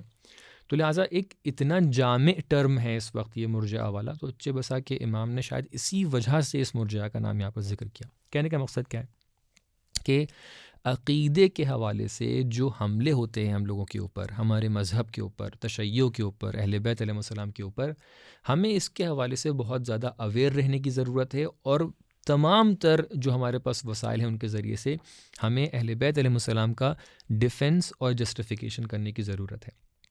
لہٰذا اس مشن کو ہم لوگ آگے لے کر چل رہے ہیں کہ جو لوگ آج کے زمانے میں ہندوستان پاکستان سرزمین جو ہم لوگ کی اپنی ہیں، اس حوالے سے پرائیورٹائز کرتے ہوئے اور اس کے علاوہ بھی باقی جگہوں سے جو لوگ اعتراضات پیش کرتے ہیں، ان اعتراضات کے مد مقابل ہمیں دفاع اہل بیت کرنے کی ضرورت ہے. لہٰذا جتنے بھی لوگ مختلف جگہوں سے شبہات پیش کرتے ہیں، سوالات پیش کرتے ہیں، اعتراضات پیش کرتے ہیں، ہم لوگ ان اعتراضات کو یہاں پر اس آرگنائزیشن میں، اس مشن میں ہم لوگ اس کا مطالعہ کرتے ہیں، اس کے اوپر اسٹڈی کرتے ہیں. اس کے اوپر پھر اسٹڈی کرنے کے بعد ان تمام اعتراضات، سوالات کے اوپر ریسرچ ہوتی ہے. ریسرچ کا جو رزلٹ نکل کے آتا ہے اس کو ہم لوگ کچھ چیزوں میں یوٹیلائز کرتے ہیں. ہم لوگ کے الحمدللہ کچھ کتابیں چھپی ہیں بچوں کے لیے کہ جس کے اندر ہم لوگوں نے تاریخ کے ساتھ ساتھ بچوں کے لیے ہر مرحلے پر عقیدہ پیش کیا ہے. یعنی ایک پیج کے اوپر اگر تاریخ بیان ہو رہی تو اسی پیج کے اوپر ہم نے اس تاریخ سے ریلیٹڈ عقیدے کو پیش کیا ہے. جوانوں کے لیے ہم نے بروشرز چھپوائے ہیں جس کے اندر ہم لوگوں نے جو اہم سوالات ہیں اس ایک سوال کو ذکر کیا ہے، اس کے اندر مفصل جوابات جو ہو سکتے ہیں رومن میں بھی اور اردو میں بھی اس کو پیش کیا ہے. یہ تو ہمارا ٹیکسچول ورک ہے، لیکن جو مین ہمارا ورک ہے وہ کہاں پر ہے؟ میڈیا پر ہے، کہ جہاں پر الحمدللہ اس وقت 5 چینلز ہیں کہ جو فجر کی طرف سے چل رہے ہیں. اس میں سب سے سر فہرست جو ہے فجر میڈیا کا چینل ہے کہ جس کے اوپر آپ لوگ اس وقت یہ پروگرام دیکھ رہے ہیں، اور جس کے لیے یہ باعث فخر رہا کہ معارف غدیر جیسے عظیم پروگرام میں ایک خدمت پیش کر سکیں. اور اس کے لیے واقعاً ہم لوگ آپ کے جناب مولانا ابوالفضل عابدی صاحب کے اور مرکز فقہ و فقاہت کے تہ دل سے شکر گزار ہیں. تو یہ ایک چینل ہے کہ جس کے اوپر ہم لوگوں نے الگ الگ سیریز کے اندر جتنے بھی اعتراضات ہیں ان کو آ کر پیش کیا ہے، اعتراضات کے جوابات کو پیش کیا ہے. اور یہ پوڈ کاسٹ کے سلسلے جو جاری ہیں ہمارے کیا وہ بھی اسی پیرائے میں ہیں. اس کے علاوہ ہمارا ایک اور چینل ہے کہ جو بچوں کا ہے، کہ جو بہت ہی تفصیلی چینل ہے کہ جس کے اندر ہم نے 2D اینیمیشن تک کے پیش کیا ہے کہ جو آپ جانتے ہیں اور جو لوگ اس فیلڈ کے ہیں وہ لوگ جانتے ہیں کہ ایک اینیمیشن بنانے میں کتنے پاپڑ بیلنے پڑتے ہیں، کتنے لوہے کے چنے چبانے پڑتے ہیں. لیکن الحمدللہ ہماری ٹیم جو یہاں پر کام کر رہی ہے اس نے دن اور رات محنت کر کے بچوں کے لیے بہترین کانٹینٹ بنایا ہے کہ جس کے لیے بھی الحمدللہ کافی استقبال اس کا ہوا ہے. اس کے ساتھ ساتھ ہم لوگ کا عزاداری سے ریلیٹڈ ایک مخصوص چینل ہے، اس کا نام ہے مدھوازہ. اور ریسنٹلی ہم لوگوں نے کتاب کے کلچر کو، بک ریڈنگ کلچر کو پروموٹ کرنے کے لیے ایک فجر آڈیو بکس کر کے چینل لانچ کیا ہے. اور فائنلی ہمارا 5واں چینل جو ہے اس کا نام ہے فجر ڈائیلاگ، جس کے اوپر ہم لوگ انشاءاللہ جو آپس میں گفتگو ہونا چاہیے، جو آپس میں ڈائیلاگ ہونا چاہیے مسلمز اور نان مسلمز کے درمیان، اس کو انشاءاللہ پیش کریں گے. اور اس کے اوپر ہم لوگ اپنی طرف سے جتنی باتیں ہم لوگ کے آپس میں پیس اور کو ایگزسٹنس کو پروموٹ کر سکتی ہیں اس کی طرف انشاءاللہ گامزن رہیں گے. تو یہ مجموعہ ہے کہ جس کے ذریعے سے ہم لوگوں نے کوشش یہ کی ہے کہ ہم لوگ وہ حقیقی اسلام کہ جس کو غدیر میں پیغمبر اکرم صلی اللہ علیہ وآلہ وسلم نے پہچنوایا کہ وہ حقیقی اسلام ہمیشہ امام علی علیہ السلام کے تحت لوا رہے گا، امام علی علیہ السلام کے گروہ میں رہے گا. اس حقیقی اسلام کو سوشل میڈیا پر، میڈیا کے لیول کے اوپر سامنے لا کر رکھنے میں ہم لوگوں نے اپنی پوری کوشش کی ہے، دن و رات اپنا ایک کیا ہے. اور امید ہے کہ انشاءاللہ دن بدن اس کے حوالے سے جو مقصد ہیں کہ جہاں تک کہ میسز تک کے، پبلک تک کے، لوگوں تک کے پیغام غدیر پہنچے، پیغام رسول اللہ صلی اللہ علیہ وآلہ وسلم پہنچے، اس کو پہنچانے میں انشاءاللہ ہم لوگ کامیاب رہیں. الحمدللہ آپ نے دیکھا کہ قم کی سرزمین سے بہت ہی اچھے انداز سے محنت کی جا رہی ہے، آپ ہی لوگوں کے لیے محنت کی جا رہی ہے تاکہ انشاءاللہ یہ معارف اسلامی، معارف اہل بیت آپ تک کے پہنچے. تو گزارش ہے انشاءاللہ آ کر آپ اس چینل کو سبسکرائب کریے. حد اقل سبسکرائب نہ بھی کرنا چاہیں آ کے دیکھیے کیا بیان ہو رہا ہے. انسان ادھر ادھر اپنے وقت کو ضائع کرتا ہے لیکن جو سوشل میڈیا سے فائدہ اٹھانا چاہیے اس کی طرف متوجہ نہیں ہوتا ہے. اپنے پروگرام کو آگے بڑھاتے ہیں اور انشاءاللہ قرآن اندازی کی طرف آگے بڑھتے ہیں تاکہ دیکھیں اگلا جو خوش نصیب اسٹوڈنٹس ہے وہ کون ہے. اس مرتبہ یہ کرتے ہیں کہ ہم آپ سے کہتے ہیں کہ آپ اٹھائیں اور دیکھیں کس کا. ہم 2 اٹھا لیں تو شاید وقت بھی جلدی. ہاں بس یہ ہے کہ ایسے اٹھائیے گا کہ کوئی اعتراض نہ کرے کہ پہلے سے سلیکٹڈ. یہ 1 اور یہ 2. جی الحمدللہ. یہ انعام ہے سیدہ فاطمہ رضوی بنت سید اختر. یہ نمبر 4 ہے در واقع انعام ہے نا؟ نہیں تقریباً چونکہ یہ قرآن اندازی کے صورت میں یعنی سب لوگ 100% مارکس والے ہیں. ٹھیک ہے سلیکٹ کر کے سب کو ایک بہرحال ہدیہ تبرکن انشاءاللہ پیش کیا جائے گا. اگلی خاتون سید فرحہ یا سیدہ فرحہ ہونا چاہیے، سیدہ فرحہ بنت سید آغا. بہترین. تو ان دونوں لوگوں کے لیے بھی صلوات پڑھتے ہیں. اللہم صلی علی محمد وآل محمد وعجل فرجہم. اللہم صلی علی محمد وآل محمد وعجل فرجہم. بہرحال انشاءاللہ پھر میں یہ معذرت چاہتا ہوں تمام طلاب تمام اسٹوڈنٹس سے کہ بہرحال ہم سب کو گفٹ یا سب کو تبرک کے طور پر کچھ نہیں پیش کر پا رہے ہیں. ہاتھ بہرحال آپ کو پتہ ہے بندھے ہوئے ہیں. انشاءاللہ دعا کریے گا کہ پروردگار متعال ہاتھ وسیع کرے ہمارے اور انشاءاللہ سب کو. البتہ ہدیہ آپ تک کے پہنچ چکا ہے، وہ جو آپ کے معرفت میں اضافہ ہوا ہے. اصل تو وہی ہے، یہ تو ایک شوق کے طور پہ ایک انکریجمنٹ ہے خالی. جی بہرحال آپ کو پتہ ہے کہ یہ پروگرام جو آپ کے سامنے مرکز فقہ و فقاہت کی جانب سے پیش کیا جا رہا تھا، باوجود یہ کہ خود مرکز فقہ و فقاہت کا اپنا چینل ہے وی مرکز چینل، آپ جا کے اس میں دیکھ سکتے ہیں مہدوی سماج کے نام سے، کہ جو بہرحال کلاسز کورونا سے اسٹارٹ ہوئے تھے اس میں اپلوڈڈ ہیں اور دنیا بھر سے لوگ اس کلاسز میں اور ان کلاسز میں شرکت فرما چکے ہیں. اور فجر میڈیا کا خود اپنا ایک چینل، لیکن بہرحال اسلامک افیئرس چینل بھی اس میں ہمارے اس راہ میں مددگار ثابت ہوا کہ اسلامک افیئرس چینل میں یہ تمام کلاسز اپلوڈ ہوئے اور آپ کے سامنے پیش کیے گئے. اسلامک افیئرس چینل کے بارے میں بھی یہ کہا جا سکتا ہے کہ یہ بھی لکھنؤ کی سرزمین سے بہرحال شروع ہوا تھا اور جو اس کے ہیڈ ہیں وہ جناب علی عباس صاحب ہیں. کہ مجھے یاد ہے کہ شاید S6 ایک موبائل تھا، S6 ایک موبائل تھا کہ جو سب سے پہلے ہمارے سے ملاقات ہوئی تھی اور ہم سے ایک انٹرویو انہی نے درخواست کی تھی. تو مجھے ان کا یہ جذبہ پسند آیا کہ یعنی ہم لوگ یہ عموماً ایسے ہوتے ہیں کہ اگر یہ چیز آ جائے، اگر وہ کیمرہ آ جائے، اگر مثال کے طور پر فلاں چیز ہمارے پاس آ جائے تو ہم ایسا کام کریں گے. لیکن یہ ایک شوق کہ نہیں، ہماری بھی ذمہ داری ہے، بالکل ہم اپنے وسائل کو جس طریقے سے اس راہ اہل بیت علیہ الصلوۃ والسلام میں یوز کر سکتے ہیں ہم یوز کریں. اور ہر بڑا کام ایک اسی چھوٹے جذبے سے، جذبہ تو ہمیشہ بڑا ہوتا ہے لیکن ایک چھوٹے قدم سے آغاز شروع ہوتا ہے. تو ہمیں یاد ہے وہ S6 کا ایک موبائل تھا، مائک بھی زیادہ اچھا نہیں تھا. تو اس زمانے سے بہرحال ان سے رابطہ ہوا اور الحمدللہ یہ چینل بھی کافی بہترین ترقی کر کے اس وقت تقریباً 5000 کے قریب اس کے سبسکرائبر ہیں. ہم چاہتے ہیں کہ اس سلسلے سے خود جناب علی عباس صاحب بہرحال آپ کے سامنے حاضر ہوں اور اپنی باتوں کو پیش کریں.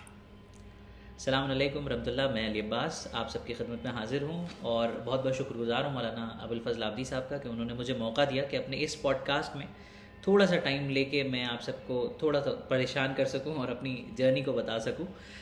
بیسکلی اس جرنی کو بتانے کا مقصد کچھ دکھانا نہیں ہے، بلکہ صرف یہ ایک موٹیویشن کے طور پہ کہ اگر ہم لوگ چاہیں تو کوئی بھی چیز ممکن ہے.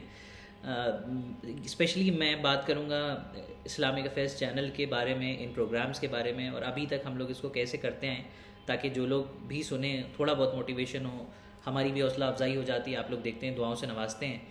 تو بیسکلی ہماری جرنی 3 سٹیپس میں سٹارٹ ہوتی ہے. پہلا سٹیپ تو یہ ہے کہ ہم سب کے اندر بچپن سے ہی خواہش ہوتی ہے کہ کوئی نہ کوئی ایسا موقع ملے جس کے ذریعے سے ہم دینی خدمات انجام دے سکیں اور ہم جو ہے اللہ کی توفیقات ملتی جائیں بس, اور انشاءاللہ کہ ہم کسی بھی صورت میں اہل بیت علیہ الصلوۃ والسلام کے لیے استعمال ہو سکیں. لہٰذا بچپن سے یہ خواہش تھی, اور پھر مجالس وغیرہ اور خطابت اور تھوڑی بہت ٹوٹی پھوٹی شاعری وغیرہ ہم لوگ کر لیتے تھے, اور اسی کے ذریعے سے تھوڑا بہت اس طرف رجحان بڑھا. اور ساتھ ہی ساتھ کہیں نہ کہیں یہ ایک کسک تھی دل میں کہ ہم ایک ایسا پلیٹ فارم تیار کریں کہ جو دینی معارف ہیں, جو دینی باتیں ہیں, جو لوگ محروم ہیں اس چیز سے, جو نہیں سمجھ سکتے دین کو, ایٹ لیسٹ ان کے لیے ایک ایسا پلیٹ فارم ہو جائے کہ جو لوگوں کے لیے کافی منظر عام پہ ہو. 2018 کی بات ہے, ابھی نیا جیو اور جو ہے فری انٹرنیٹ کا سسٹم شروع ہوا تھا ہندوستان میں, اور زیادہ تر لوگ اب یوٹیوب کی طرف بڑھ رہے تھے. اور اس ٹائم پہ بہت کم ایسے یوٹیوب چینلز ہوا کرتے تھے جو پراپرلی یوٹیوب چینلز ہوں, نہ کہ ٹی وی چینلز, اور الگ الگ پروگرامز الگ الگ موضوعات پہ ریکارڈ کرتے ہوں. لہٰذا ہمیں موقع ملا کہ ہم 2018 میں اس چینل کا آغاز کریں. جنوری 2018 میں اس پلیٹ فارم کو شروع کیا گیا, اور الحمدللہ ہم نے موضوع جو لیا تھا وہ شہزادی فاطمہ الزہرا سلام علیہا کی معرفت تھی, اور اس میں ملٹیپل پروگرامز, سلونی ایک کر کے ہمارا پروگرام آتا تھا, اور اس میں ہم بہت سارے علماء سے الگ الگ موضوعات پہ شہزادی کی زندگی کے خاص حصوں کو اجاگر کرنے کے لیے پروگرامز کیا کرتے تھے.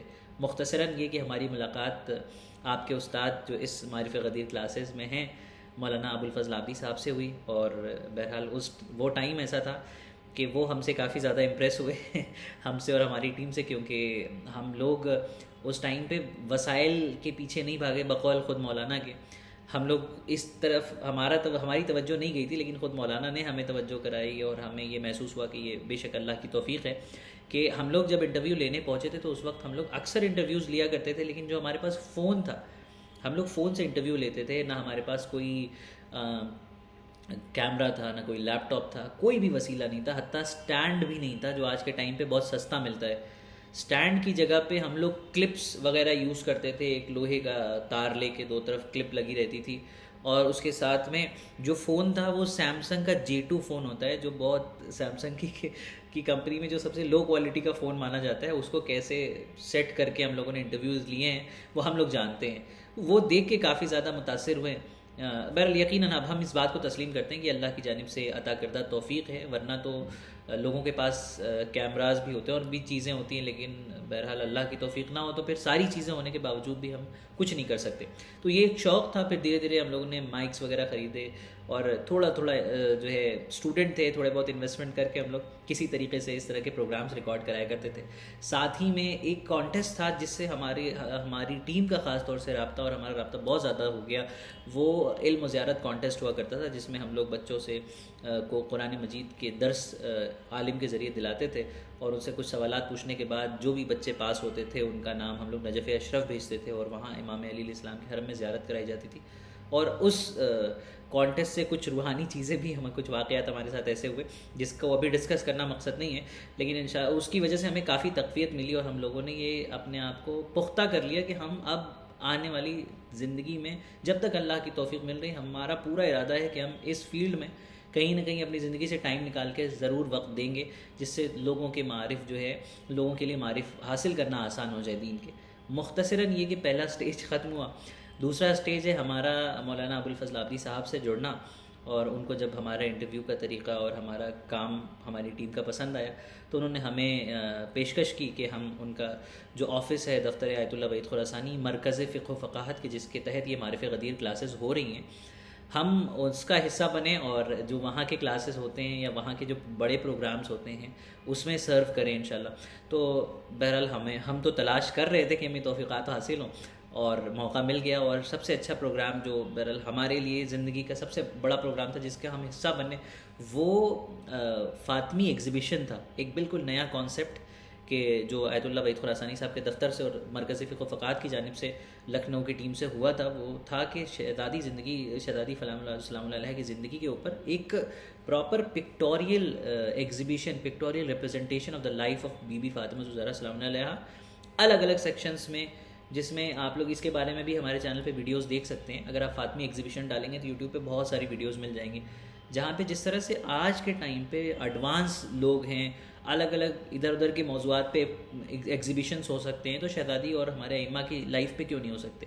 تو اسی کو کے ماتحت علماء نے 4,000 گھنٹے ریسرچ کر کے اور پوسٹرز اور پکچرز ڈیزائن کر کے پھر شہزادی کی لائف کو ریپرزینٹ کیا، جس کو ہمیں انڈیا میں الگ الگ شہروں میں ریپرزینٹ کرنے کا موقع ملا. اور مجھے بھی توفیق ہوئی کہ میں اس قافلے کے ساتھ اور اس ٹیم کے ساتھ ایک حصہ بنا اور الگ الگ شہروں میں گیا.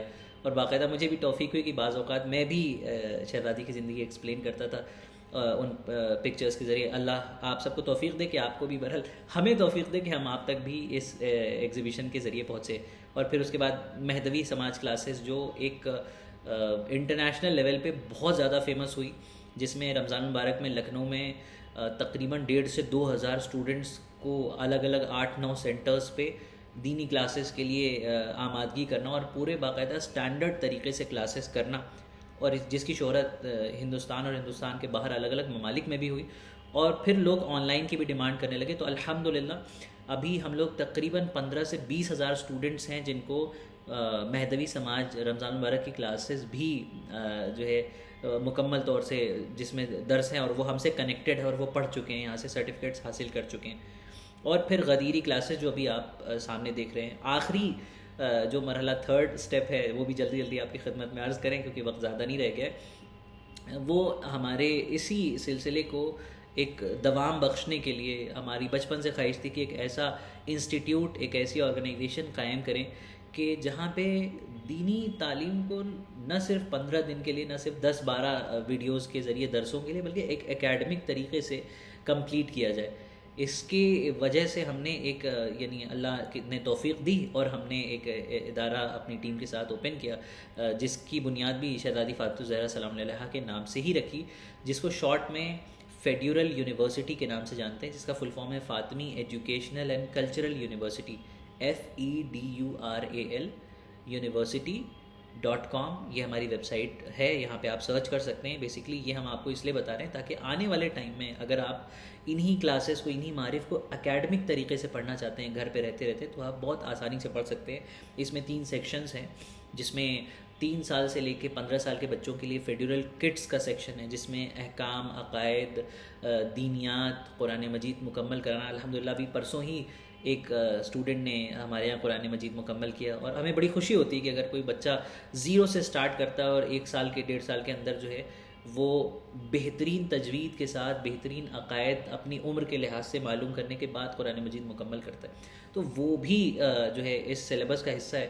پلس بڑے لوگوں کے لیے جو 15 اینڈ ابو ہیں، ہمارے پاس الگ الگ کنٹریز سے ایڈمیشنس آئے، امریکہ، پاکستان، دبئی، جرمنی، اس کے علاوہ افریقہ. ابھی بھی بہت سارے بچے ہمارے یہاں پڑھ رہے ہیں، اور بڑے افراد بھی ہمارے یہاں جو پڑھ رہے ہیں، جیسے کوئی ٹی وی چینل میں ایز اے مینیجر کام کرتا ہے، کوئی ڈیٹا انالسٹ ہے، کوئی کسی کمپنی میں جاب کر رہا ہے، کوئی خاتون ہے 70-75 سال کی ہیں، کوئی ہاؤس وائف ہے.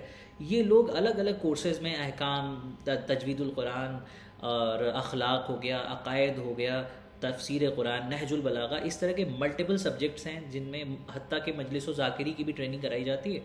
اس میں بہت سارے لوگوں نے شرکت کی، اور الگ الگ اسپین آف ٹائم میں کوئی 2 مہینے کا کورس ہے، کوئی 4 مہینے کا کورس ہے، کوئی فارسی پہ دسترس حاصل کرنا چاہتا ہے، کوئی عقائد و احکام سیکھنا چاہتا ہے. یہ ساری چیزیں اس میں مینشن تھی، اور لوگوں نے اس میں پارٹیسپیٹ کیا، اور پارٹیسپیٹ کرنے کے بعد اس کو کمپلیٹ کیا، اور الحمدللہ اپنے سرٹیفکیٹس حاصل کیے. اور بہت کامیاب کلاسز رہتی ہیں جو پورے سال چلتی ہیں، آپ لوگ اس سے بھی استفادہ کر سکتے ہیں. الحمدللہ یہ چیزیں بتانے کا مقصد صرف یہ ہے کہ ہم لوگوں نے جو یہ اسٹیپس لیے، یہ اسٹیپس بیسکلی ہم لوگوں نے ایکسپیکٹ نہیں کیے تھے کہ اتنے کامیاب ہوں گے. اور اس کی کامیابی کا جو راز ہے وہ یہی ہے کہ ہم لوگوں نے ہر مرحلے پہ یا ہر موقع پہ ہم لوگوں نے یہ کوشش کی کہ ہم اپنے آپ کو اس کام سے باندھے رکھیں، جوڑے رکھیں، اور کنٹینیوسلی ہر مشکل کو دور کرنے کی کوشش کریں، جس کا رزلٹ ہمیں ابھی مل رہا ہے. باقی میں اس سے زیادہ آپ کے بیچ میں حائل نہیں ہونا چاہتا. میں چاہتا ہوں کہ جو ہمارے گیسٹ ہیں اس پوڈ کاسٹ میں وہ اپنی بات کہیں اور پھر اس پروگرام کو آگے بڑھائیں. بہت بہت شکریہ، جزاکم اللہ.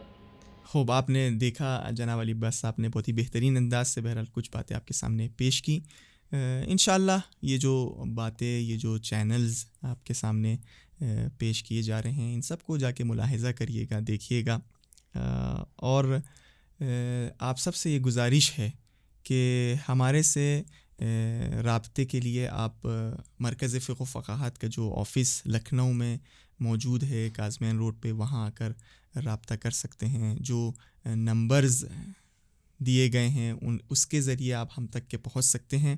مرکز فقہ و فقاہت جیسے کہ آپ کو پتہ ہے کہ اس وقت ہندوستان کے لیول میں، یعنی کشمیر، بنگال، راجستھان، مختلف علاقوں میں کوشش یہ کر رہا ہے کہ تبلیغ دین، معارف دین مبلغین کی صورت میں پہنچے، اور اس کا ٹارگٹ یہ ہے کہ ایسے علاقے کو یعنی اپنے انڈر لے کے جہاں کوئی مولانا نہیں پہنچ پاتا ہے، یا محروم علاقہ ہے، پہاڑیوں کے ایریے میں وہ علاقے ہیں، یا بعض وقت ایسا ہوتا ہے کہ مثال کے طور پر عموماً جو علماء اور مبلغین جاتے ہیں وہاں سے بلائے جاتے ہیں تو ہم پہنچتے ہیں وہاں، لیکن مثال کے طور پر کوئی ایسا علاقہ ہے کہ جہاں 3 گھر شیعہ ہیں، اب وہاں وہ لوگ کی ایسی حیثیت بھی نہیں ہے وہ کسی مولانا کو بلا سکیں.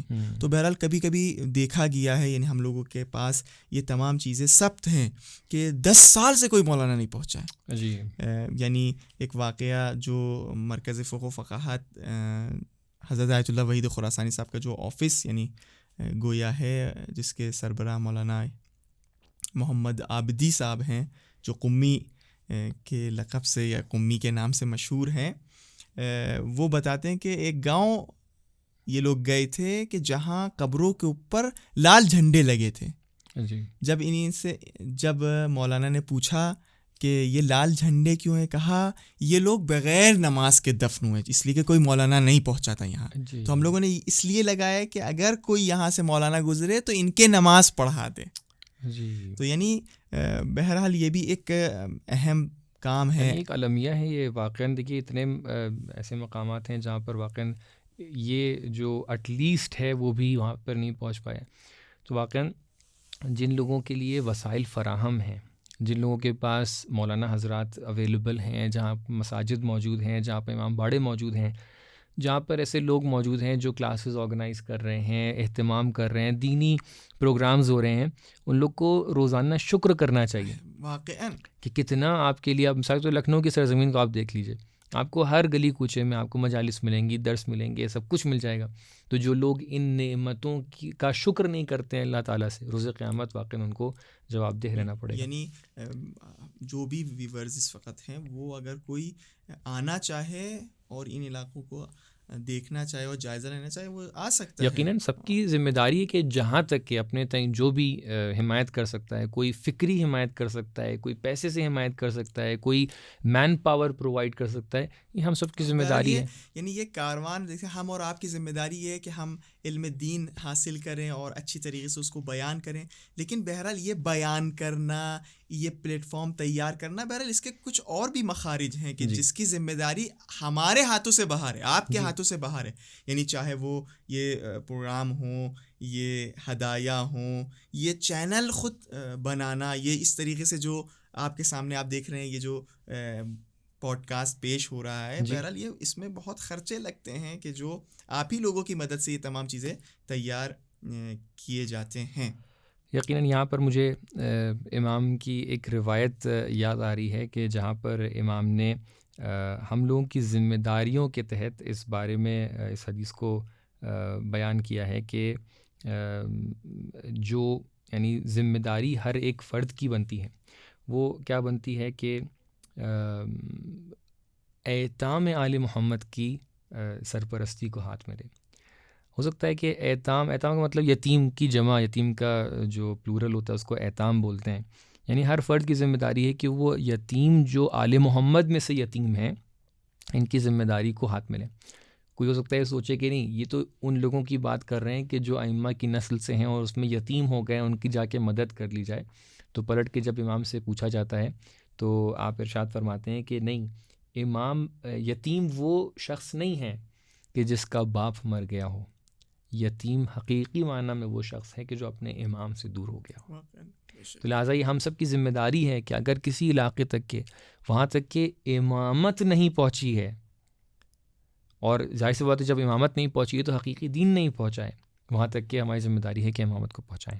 بہرحال یہ ایک یعنی اہم کام ہے مرکز فقہ و فقاہت کا، اور اس کے بعد ایام عزائے فاطمیہ پورے ہندوستان لیول میں برپا کرنے کی کوشش کرنا۔ آپ شاید جو لوگ لکھنؤ میں وہ محسوس کرتے ہوں کہ آج سے 10-12 سال 13 سال پہلے اس انداز سے جو اس وقت لکھنؤ کی سرزمین میں ایام عزائے فاطمیہ برپا کیا جا رہا ہے، برپا نہیں ہوتا تھا۔ بالکل۔ اور الحمدللہ آج آپ دیکھ رہے ہیں چھوٹے امام باڑے میں کتنے بڑے پیمانے میں یہ عزائے فاطمیہ منایا جا رہا ہے۔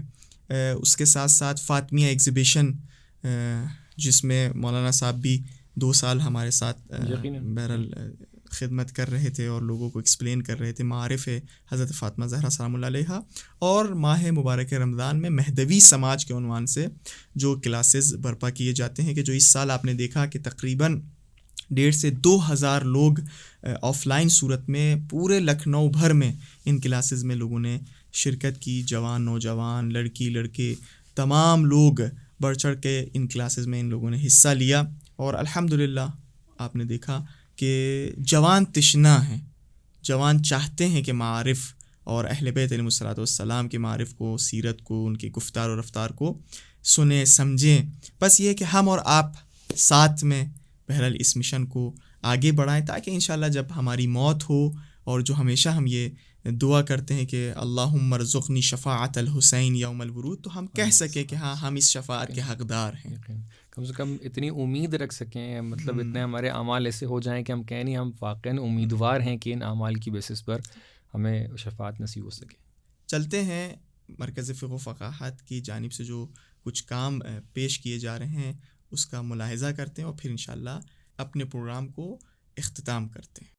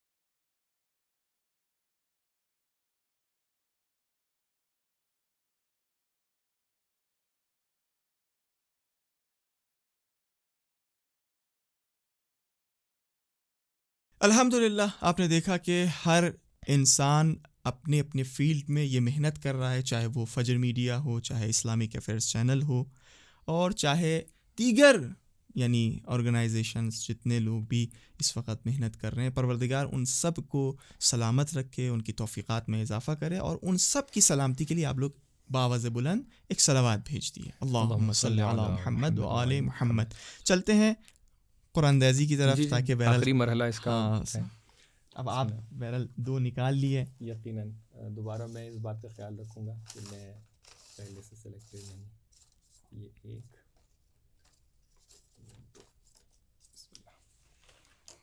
تو یہ 2 لکی ونرز جو سامنے آئے ہیں کہ ان 5 میں سے آخری 2 افراد ہیں. یہاں پر پہلا نام ہے سبیحہ فاطمہ بنت سید محمد رضا، کہ جن کی سلامتی کے لیے ایک صلوات پڑھ دیتے ہیں، اللہم صلی علی محمد و آل محمد. اور سب سے لاسٹ ونر ہیں ادیبہ فاطمہ بنت حیدر علی. تو ان کی سلامتی کے ساتھ پڑھ دیتے ہیں، اللہم صلی علی محمد و آل محمد. امید ہے یہ تمام 5 ونرز جو ہیں ان کو اللہ تعالیٰ تمام نعمتوں سے نوازے دنیا میں آخرت میں، اور ایام عزا بھی قریب ہیں، انشاءاللہ تعالیٰ ایام عزا سے بھی بہترین استفادہ یہ لوگ کر سکیں. اور بہرحال انشاءاللہ آپ سب کو یہ پتہ ہے کہ ایام عزا امام حسین علیہ الصلوۃ والسلام میں ہمیں اپنے ایمان کو تازہ رکھنا ہے، اپنے آپ کو امام حسین علیہ الصلوۃ والسلام کے لیے آمادہ کرنا ہے. بہرحال آپ سب یہ جانتے ہیں کہ ماہ محرم میں ہمیں اپنے آپ کو ایسے بنانا ہے کہ ہاں لگے کہ کوئی ہم سے دور ہو گیا ہے، ہمارا کوئی عزیز اٹھا لیا گیا ہے. ہمارا کوئی اگر عزیز خدا نخواستہ والد، بھائی، بہن، کوئی اس دنیا سے جب اٹھا لیا جاتا ہے، جب اس کا انتقال ہو جاتا ہے، تو ہمیں یہ دھیان نہیں ہوتا ہے کہ ہم کیا پہنے ہیں، کیا ہم کھائیں گے، ہم کیسے نظر آ رہے ہیں. آئینے کو ہم نہیں دیکھتے ہیں، ہم اپنے لباس کی طرف توجہ نہیں رکھتے ہیں، ہم اپنے کھانے کی طرف توجہ نہیں رکھتے ہیں. انشاءاللہ آپ سب ایسے ہی ہیں، تو اپنے آپ کو ایسے بنائیے تاکہ لوگوں کے ذہنوں میں یہ سوال پیدا ہو کہ آخر یہ شخص جو کل تک ہمارے ساتھ تھا، آج اس کے انداز میں، اس کے رفتار میں چینجنگ نظر آ رہی ہے. وہ ایسا لگ رہا ہے کہ اس کا کوئی عزیز اس سے جدا ہو گیا ہے. اور یعنی ہمیں یاد ہے ہمارے بزرگ، مخصوصاً ہماری ننا اور جو ہمارے دادا تھے، جب ماہ محرم قریب آ جاتا تھا تو تاکید کرتے تھے کہ گھر کے چولہے نہ جلیں، اور اپنے آپ کو یعنی ایسے وہ بناتے تھے یا پیش کرتے تھے کہ اصلاً ان کو کھانے کی طرف دھیان نہیں ہوتا تھا، پینے کی طرف دھیان نہیں ہوتا تھا، بس امام حسین علیہ السلام کی. اور یہ اہل بیت علیہ السلام کی سیرت رہی ہے کہ کم سے کم عشر اولا میں یعنی تبسم بھی ان کے چہرے پر نہیں دکھائی پڑتا تھا، اس طریقے سے روایتوں میں ملتا ہے. تو لہٰذا یہ سیرت اہل بیت ہے کہ ہم لوگ ایام عزا میں ایک طریقے سے اپنے اندر ایک غم طاری کریں تاکہ دیکھنے والا سمجھے کہ واقعی ان سے کوئی دور ہوا ہے. سوچیں ذرا کہ امام زمانہ اس وقت کیا فیل کر رہے ہوں گے، کس طریقے سے ہوں گے. ان کے ذریعے سے یعنی امام علیہ السلام کے لیے یہ ہے کہ اشکوں کے بجائے خون کے آنسو گریا کرتے ہیں. بدل الدموع. اور ہم لوگ یہ دعویٰ کرتے ہیں کہ کاش ہم لوگ امام حسین علیہ السلام کے ساتھ ہوتے. تو تھوڑا سا توجہ کریے ان باتوں کی طرف. یہ جو ابھی نئی جنریشن جو یعنی ہمارے ہاتھوں تربیت ہو رہی ہے، ان کو یہ احساس ہو کہ ماہ محرم اور ماہ سفر میں ہم زندگی کر رہے ہیں. یعنی وہ کھانے، وہ غذا، وہ گفتگو، وہ انداز جو خوشی کا انداز ہیں، ان سے پرہیز کریں.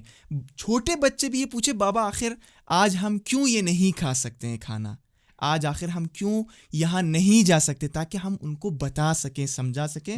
اور یہ امام حسین علیہ السلام کی محبت ہم انشاءاللہ اپنی نسل میں تا قیام قیامت باقی رکھیں. بہت بہت شکریہ، جزاکم اللہ خیرہ. انشاءاللہ آپ سب سے بھی یہ دعا ہے کہ ہم سب کے لیے بھی دعا کریے گا تاکہ پروردگار ہم سب کو یہ توفیق عطا کرے کہ ہم لوگ ایسے ہی آپ کی اور دین کی خدمت کر سکیں. والسلام علیکم ورحمۃ اللہ وبرکاتہ.